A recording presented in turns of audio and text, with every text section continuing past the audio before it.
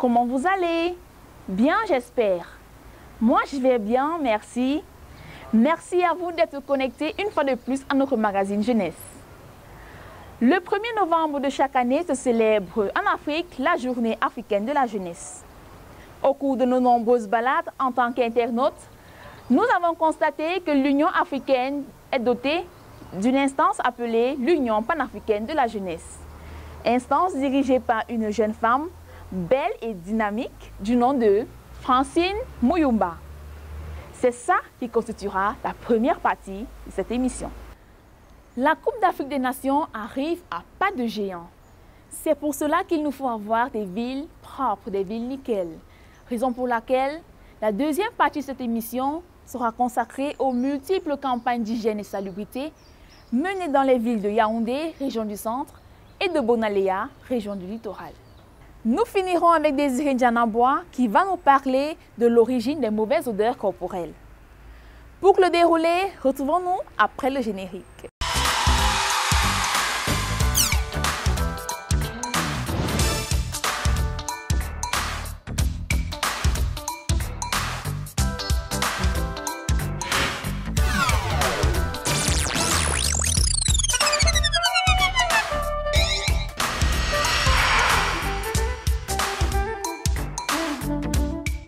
La jeunesse africaine pour un dividende démographique.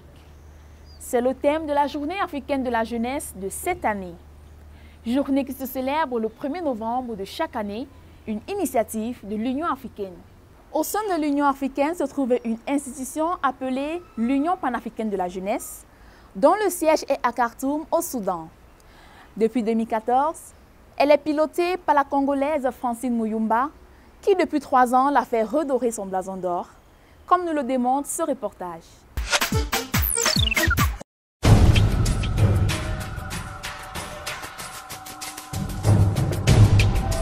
Voici celle qui préside aux destinées de l'Union panafricaine de la jeunesse depuis le 29 novembre 2014, date à laquelle elle a été élue au terme d'un vote pendant le 4e congrès de la jeunesse africaine, présidé par le président sud-africain Jacob Zuma à Johannesburg, en Afrique du Sud, comme présidente du comité exécutif de l'Union panafricaine de la jeunesse, une institution de l'Union africaine. Soyez assurés que les engagements qui figurent dans nos projets pour atteindre nos ambitions ne resteront pas lettres mortes. Elles seront mises en œuvre avec détermination en assurant l'implication de la jeunesse dans la prise de décision et la participation active des jeunes Africains dans les projets concernant la santé reproductive, le changement climatique, la paix et la stabilité, les droits fondamentaux, l'environnement, la formation, l'entrepreneuriat, l'emploi décent et soutenable. C'est à Khartoum, au siège de l'UPJ, que le bureau sortant va passer le flambeau au bureau entrant. Elle va alors placer leur mandat sous le signe de la restauration de la jeunesse africaine. Au moment où l'Afrique traverse des moments très difficiles, caractérisés par les taux de chômage des jeunes, le plus élevé de la planète, ceci est la source des multitudes de problèmes qui affectent le continent, dont la migration clandestine, l'instabilité et autres maux qui rongent notre cher continent. Chaque jour, je partage avec la jeunesse africaine leurs frustrations, c'est-à-dire tous les problèmes qui minent les jeunes de nos pays. 3 missions nous ont été confiées comme responsabilité pour cette première année. Il s'agit notamment de la redynamisation de la structure IPJ, de la crédibilisation de la structure auprès des partenaires et la redéfinition du fonctionnement de l'organisation auprès de l'Union africaine.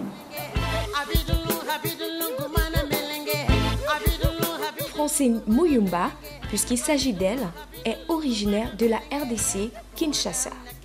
En 3 ans, elle va redorer le blason d'or de l'UPJ, améliorer ses relations avec les États membres de la Commission de l'Union africaine et renforcer la coopération avec les organisations internationales, le monde académique, les leaders religieux, le secteur privé pour l'épanouissement de la jeunesse africaine. On la retrouve dans les chantiers de l'emploi, la formation et l'entrepreneuriat afin de crédibiliser l'UPJ pour mieux mobiliser les fonds et faciliter leur insertion. Je suis présidente pas seulement de villes, de bureaux, je descends souvent sur terrain. Et récemment, j'étais à l'est de la République du Congo et dans d'autres pays où vous trouvez des jeunes qui ont des idées très importantes en fait, pour le développement, des idées très importantes pour le développement et pour tout ce qu'ils peuvent faire.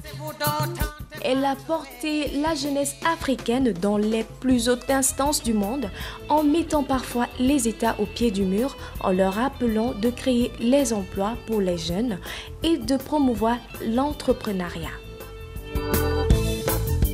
Son équipe et elle ont sillonné presque tous les États africains et récompensé certains chefs d'État africains.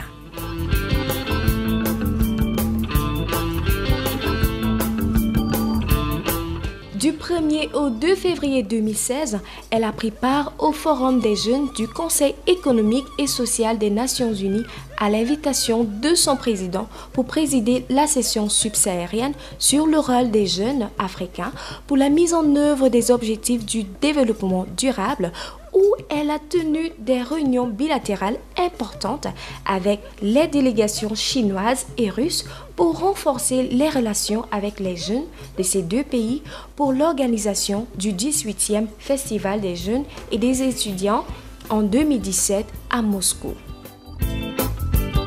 Avant de briguer ce poste, Francine Muyumba était coordonnatrice du Forum national de la jeunesse de la RDC. En 2010, elle faisait partir de la Fédération mondiale de la jeunesse démocratique et de l'Union panafricaine de la jeunesse. Elle participe à l'élaboration de l'agenda 2063 de l'Union africaine et elle est titulaire d'une licence en médias de l'Université de Namibie.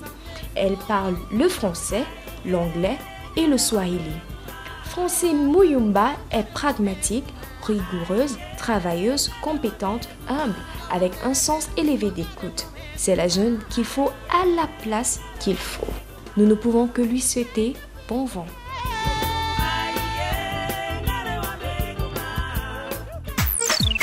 Si vous voulez avoir plus d'informations sur l'Union panafricaine de la jeunesse, nous vous invitons à visiter le site de l'Union africaine qui s'affiche au bas de votre petit écran et nous vous rassurons que vous aurez vraiment de très bonnes informations vous concernant.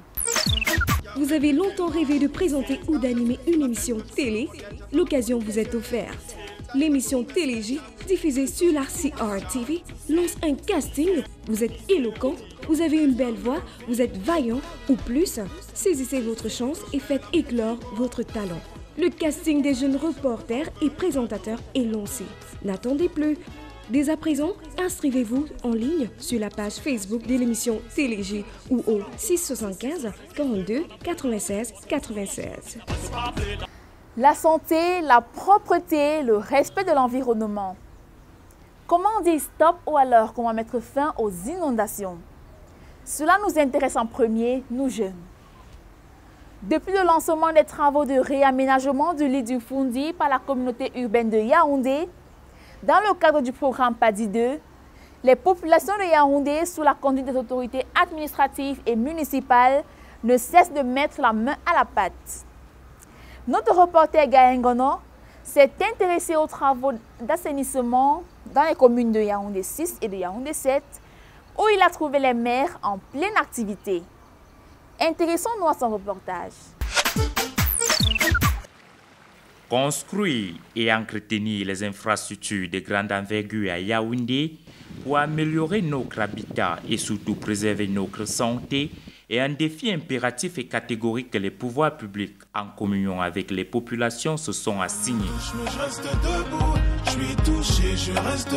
Celle-ci s'organise de plus en plus sous la houlette des mairies dans le cadre du PADI 2 pour assainir leur milieu, répondant ainsi à l'objectif numéro 3 des objectifs de développement durable, d'où le lancement des journées conjointes de salubrité dans les quartiers sous le label Yaoundé Ville propre et sans inondation. Au cours de la deuxième campagne, on avait lancé des journées de salubrité par quartier.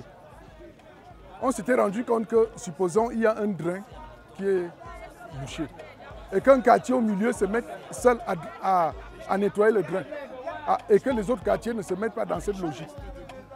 Après une pluie, on revient à la case de départ. On s'est dit, pour que l'action soit forte, il va falloir nettoyer tout un drain de l'amont jusqu'en aval. C'est pour ça que nous avons initié ces journées conjointes qui met en mouvement plusieurs quartiers sur un même drain à curer. À la commune de Yaoundé 7, en répondant à l'appel du premier magistrat municipal, les jeunes sont venus en grand nombre en cette journée d'assainissement au lieu dit Éco-Réseau, communément appelé Carrefour Karamba. Je suis fier de travailler dans mon quartier.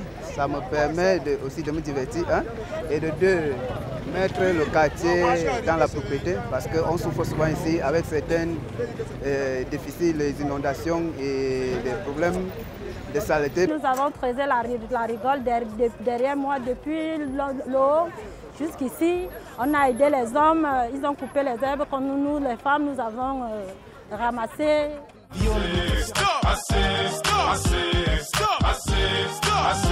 crois que je vais finir par me trancher la horte, en plus c'est Bempo. Tape à ma porte si c'est les huissiers. Je crois que je suis mort si c'est les impôts. Je crois que je suis mort. Le maire et le sous-préfet de Yaoundé 7 ont mis les bottes élégants pour marquer leur engagement à cette action citoyenne. Dès que nous avons été élus, nous avons fait ce qu'on appelle un plan de développement communal, qui est en réalité la boussole d'orientation stratégique d'une collectivité locale décentralisée, qui est la boussole de notre commune. Et là, dans ce document s'inscrit en bonne place un programme d'hygiène et salubrité. Après 5 heures d'intenses activités, la fierté du travail bien fait est de mise. Je vous encourage, population de Yaoundé 7, population de cette localité, nous avons vu le travail titanesque qui a été abattu. Ceci grâce à la forte mobilisation des jeunes. C'est une mobilisation exceptionnelle. Nous sommes émus. La population ici présente, la jeunesse constitue 80%. En fait, il s'agit d'un travail de sensibilisation et d'éducation. Et je voudrais avouer ici que la jeunesse de Yaoundé 7 a compris. Et c'est ce qui justifie sa présence ici. Donc nous allons tout simplement continuer à la canaliser, à l'encadrer, afin que le processus soit approprié d'abord par cette jeunesse. Au Claret, la mairie de Yaoundé 6, au lieu dit Pont à Béga, qui constitue un véritable calvaire pour les populations et surtout pour les élèves en saison pluvieuse. Je m'appelle Joy, je viens du lycée bilingue de Mendong. Souvent, comme il pleut, le temps des classes, on ne peut pas traverser ici parce que l'eau est de taille. Et pour traverser, c'est difficile. Et on n'a pas le choix de passer de l'autre côté. Et c'est très dur pour nous. Sauf sinon, sa dernière vision sera des lèvres et un chaud. Le téléphone sonne, on Marseille. Ils veulent me voir à poil à la rigueur en Marseille. J'en ai marre des qui m'insupportent. On fait là-bas, de l'autre côté, il ne faut pas s'étonner. Tout ce qu'on va trouver là-bas, on va balayer. Vu qu'on est 6 mètres de là. Pour alléger leur souffrance, le maire de Yaoundé 6 a opté pour un curage musclé de la rivière avec un bulldozer. Ils veulent nous déshériter. On paie pour tout, bientôt faudra payer pour exister. Mon souci, que les populations se sentent bien où qu'elles se trouvent dans la commune de Yaoundé 6. Après ce curage, les inondations ne seront plus qu'un mauvais souvenir pour ces élèves. Quittons Yaoundé et direction le littoral, plus précisément dans l'arrondissement de Bonaléa, où les jeunes de cette localité ont décidé d'unir leurs efforts pour débarrasser le fleuve Fico de la Jacinthe. Fleuve qui fut autrefois la mamelle nourricière de cette localité. Voici le récit de nos reporters Gabin Minko et Honoré Zeu sur cette activité ô combien salutaire, mais très difficile. Le succès ça plaît pas, la misère a plus de charme, ne chiale pas si t'es srab ou tes refs abusent de ça. C'est ça le prix, plus de baraque en terre cuite, à terre je prie, puis je pleure pour éviter guerre crise. Je prends du recul sur la planète pour admirer ce mirage. Pauvre Irak, y a Obama et on sait qu'il est faux ce miracle. Descendant d'esclaves, sachant tièse que t'es africaine et que la notion de beauté. Voici les restes du fleuve Fico dans l'arrondissement de Bonaleya. Ce fleuve, jadis véritable mamelle nourricière pour les riverains, est aujourd'hui envahi par une vaste nappe de fleurs. C'est la jacinthe d'eau, petite plante, flottante, tropicale de couleur verte claire, portant 6 pétales, bleu lavande ou bleu violacé, détruit flore et faune aquatique. La jacinthe d'eau, réputée nuisible, a sur ce fleuve bloqué les entrées et sorties de nombreux villages. Au temps de nos ancêtres, le trafic était à 100%. Les gens partaient de Vouri pour Mian, à Pirogue. Les gens quittaient Bissunkan à Pirogue pour Mian. Les gens de Mian partaient d'ici, Douala à Pirogue. Tel n'est plus le cas maintenant. Avec l'arrivée de la jacinthe, les pirogues ne peuvent plus circuler, les parents ne peuvent plus pêcher pour avoir du poisson, pour manger. Les populations des villages Fico, Bangamba et Mian ont décidé d'attaquer le mal par la racine.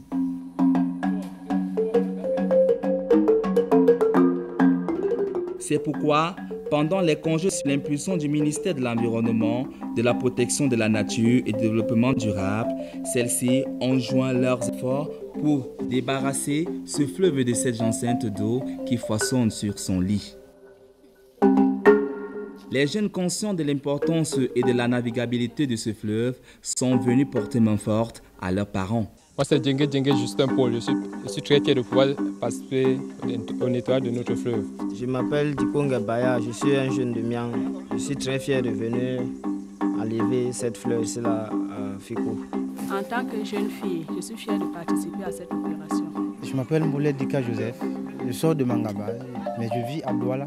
Je suis venu spécialement pour le curage de notre fleuve Fico qui est envahi par la jacinthe d'eau.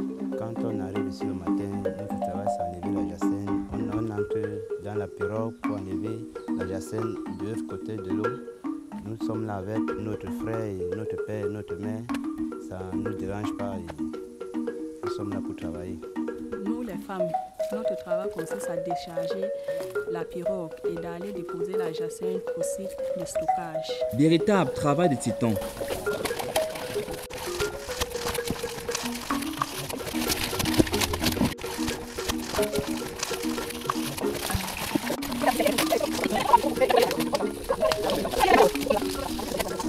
La place des jeunes est véritablement importante. Ils sont la main forte en termes de travail, dans le cadre du travail à mener. Et puis quand on parle de l'approche IMO, haute intensité de main-d'œuvre, l'indicateur fiable sur lequel on s'appuie, c'est forcément le jeune. Durant 3 jours, sans matériel de protection adéquat, ces jeunes vont travailler d'arrache-pied pour redonner vie à ce fleuve. Ici, aucune main n'étant de trop, mon co-reporter, Tabin Menko, ici en gilet de sauvetage, décide de mettre la main à la pâte. Ce n'est vraiment pas facile, hein? Je les ai beaucoup encouragés, j'ai apprécié leur engouement, du fait qu'ils se sont engagés corps et âme pour la collecte de la jacinthe. Au thème de ce travail, le fleuve Fico retrouve en partie son visage d'antan. La joie de ses enfants de nager à nouveau dans ces eaux noires en dit tout. Ceci n'est qu'un pavé dans la mare parce que le curage complet de ce fleuve nécessite des moyens colossaux, tant humains que matériels. D'où cet appel. Nous demandons une aide au gouvernement et pour nous les jeunes filles, nous demandons surtout le matériel médical pour nous protéger. Notre souhait est que l'État nous vienne en aide matériellement ou financièrement parce que nous travaillons de manière archaïque. Vous même voyez, c'est dur. On n'a pas de matériel adéquat pour le nettoyage de notre fleuve. Je lance un appel à tous les jeunes de l'arrondissement de Bonalea de prendre ce mal à cœur et de pouvoir contribuer à toutes les opérations de nettoyage de notre fleuve. Si tout n'est que transformation sous le soleil, il faudra à l'avenir amener les jeunes de ces localités à tirer profit de cette plante envahissante comme dans certains pays d'Asie du Sud-Est. Quand on voit les jeunes se donner à des activités à caractère communautaire, on ne peut qu'en être fier. Et cela vient bannir toutes les pensées négatives vis-à-vis de la jeunesse. Parfois, nous pouvons mettre mal à l'aise notre entourage, et ce par ignorance, à cause de la qualité des odeurs que dégage notre corps. Mais d'où viennent ces odeurs? Comment peut-on s'en débarrasser ou alors comment peut-on les éviter? Tentative de réponse et de conseils avec Désiré Ndianamboa. L'odeur corporelle est notre sujet de ce jour. Tout le monde a une odeur qui lui est propre. Moi, j'ai mon odeur. Vous également, vous avez la vôtre. Mais lorsque celle-ci devient forte et répugnante, elle entre dans la catégorie des mauvaises odeurs corporelles. Un phénomène qu'on observe de plus en plus chez certains jeunes. C'est pourquoi aujourd'hui, j'ai choisi de vous éclairer sur la provenance des mauvaises odeurs corporelles. Pour connaître l'origine des odeurs corporelles, vous devez savoir que les glandes exocrines présentes sur toutes les parties de notre corps produisent une sueur qui a pour fonction de refroidir notre corps. Par contre, les glandes apocrines présentes au niveau des aisselles produisent une sueur qui, elle, a pour fonction d'éliminer les déchets de notre organisme en évacuant les particules grasses. La sueur au niveau des aisselles est composée de bactéries et de ces particules grasses. Les déchets sécrétés au niveau des aisselles sont à l'origine des mauvaises odeurs corporelles.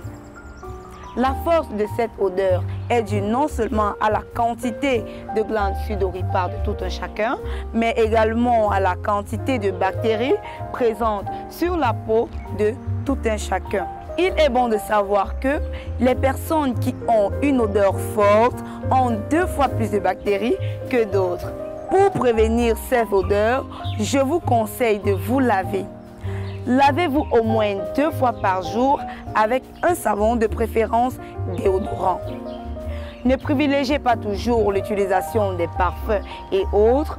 Concentrez-vous sur votre bain car ceci est la base pour éliminer les bactéries présentes sur notre peau. Utilisez les gants ou le coussin comme au village, mais surtout frottez bien votre corps pour éliminer les bactéries qui y sont présentes. Évitez au maximum les nourritures trop épicées.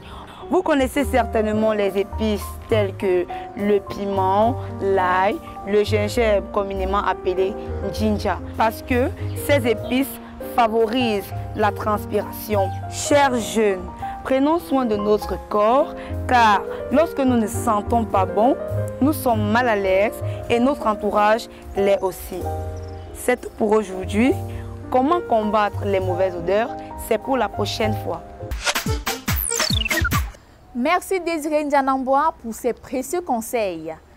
À vous les jeunes, que vous soyez élèves ou étudiants, nous vous conseillons de vous laver au moins 3 fois par jour. Lavez-vous, lavez-vous, lavez-vous pour éviter de mettre vos camarades de classe ou de fac mal à l'aise parce que c'est un sentiment désagréable. En bon entendeur, salut! Mesdames et messieurs, c'est sur ce que prend fin ce 99e numéro de l'émission Téléj. Merci pour votre fidélité. Vous retrouverez Christelle Zouamessi pour le prochain numéro. Merci à l'Institut de beauté Air Force Fashion qui a très bien pris soin de moi et qui est situé non loin de l'échangeur simplifié du côté de la briqueterie en allant vers l'école de police. Mesdames et messieurs, d'ici là, que l'Éternel des armées continue de vous bénir et de vous protéger. À la semaine prochaine. Au revoir. Sont les biens de cette nation. Ton combat quotidien sans faille. quelles que soient tes appartenances, tes convictions.